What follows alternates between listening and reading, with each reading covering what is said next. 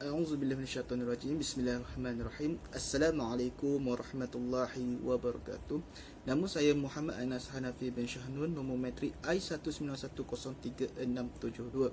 Baik, hari ini saya akan membedah sebuah buku yang bertajuk Memancing Hati Anak Remaja yang telah dikarang oleh Norella Isnin, yang telah diterbit oleh PTS Millennia pada tahun 2012.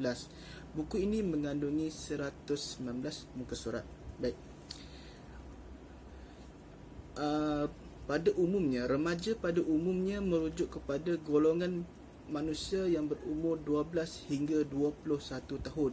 Dari sudut perkembangan manusia, remaja merujuk kepada satu peringkat perkembangan manusia, iaitu peringkat transisi antara peringkat kanak-kanak dan peringkat dewasa. Semasa seseorang itu mengalami zaman remaja, dia akan mengalami pelbagai perubahan yang drastik, termasuklah perubahan jasmani, sosial, emosi dan bahasa. Akibat daripada itu, orang remaja merupakan orang yang emosinya tidak stabil dan sentiasa bermasalah.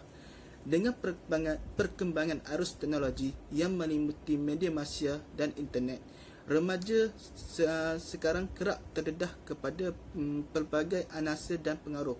Sekiranya pengaruh yang mereka terima itu positif, maka akan menjadi lebih kreatif dan pintar.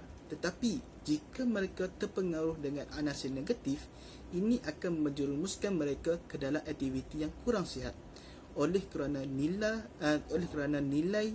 lama bercanggah dengan nilai budaya yang sekarang ni, timbul masalah komunikasi antara generasi ibu bapa dengan generasi anak-anak.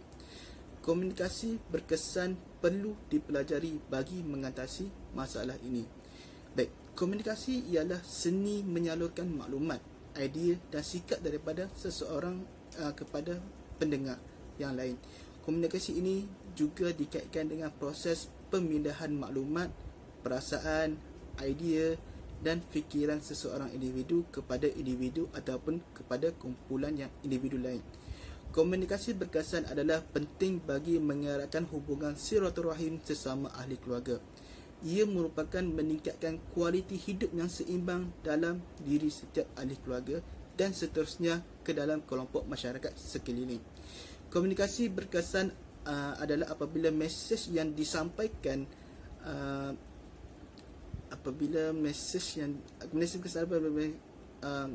Komunikasi berkesan adalah apabila mesej yang disampaikan oleh pengirim dapat difahami dengan sempurna oleh penerima. Komunikasi yang efektif menggalakkan penggunaan bahasa yang beradab dan sopan. Asuhan seperti ini membina remaja yang seimbang dan prihatin. Bukan sahaja ibu bapa yang harus memperbaiki cara berkomunikasi, anak-anak pun harus peka dan memahami perasaan ibu bapa mereka. Kalau saling memahami antara ibu bapa dengan anak-anak, tentu tiada masalah dalam komunikasi. Kadang-kadang setengah perkataan yang diucapkan oleh ibu bapa kepada anak-anak remaja tidak dapat diterima dengan baik, malah mengundang banyak masalah, terutamanya anak-anak remaja yang sedang bermasalah.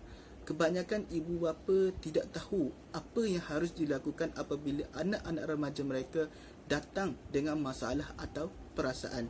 Sesetengah ibu bapa langsung tidak membantu memainkan peranan sebagai kaunselor, atau sesetengah itu langsung tidak mahu berperanan sebagai pembantu atau kaunselor kepada anak mereka sendiri.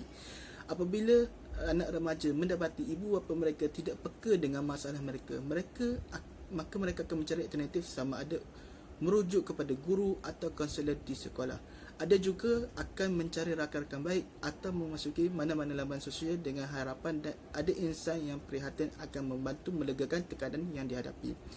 Ibu bapa mempunyai dua alasan yang lumrah digunakan, iaitu merasakan tidak pandai atau tidak berupaya untuk menangani masalah remaja, dan kedua, mereka merasakan apa yang diperkatakan sentiasa tidak diterima oleh remaja mereka. Mengikut kajian dan juga maklum balas daripada remaja, didapati ramai ibu bapa menggunakan bahasa yang kurang tepat dan kurang senang diterima.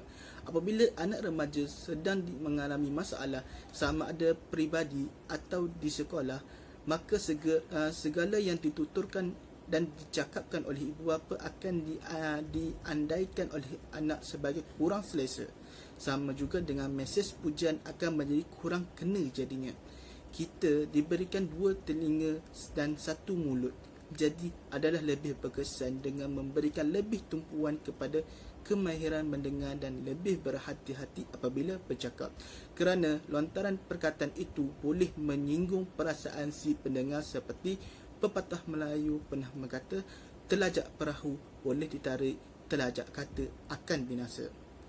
Okey, selain itu kemahiran mendengar juga perlu dipelajari dan keikhlasan dalaman adalah sangat penting dalam menghulurkan bantuan. Ibu bapa disarankan supaya bangun malam meminta pada Allah Subhanahu Wa Taala supaya hati dilembutkan untuk perubahan kepada kebaikan dan segala usaha kita dalam mendidik anak. Cuma 10% dan selebihnya adalah ketentuan Allah. Maka usaha dan doa dan tawakal. Semoga Allah memberikan hidayah, insya-Allah. Baik, itu sahajalah daripada ulasan ataupun bedah buku yang saya baca ini, iaitu yang bertajuk Memancing Hati Anak Remaja. Sekian, itu sahaja daripada saya.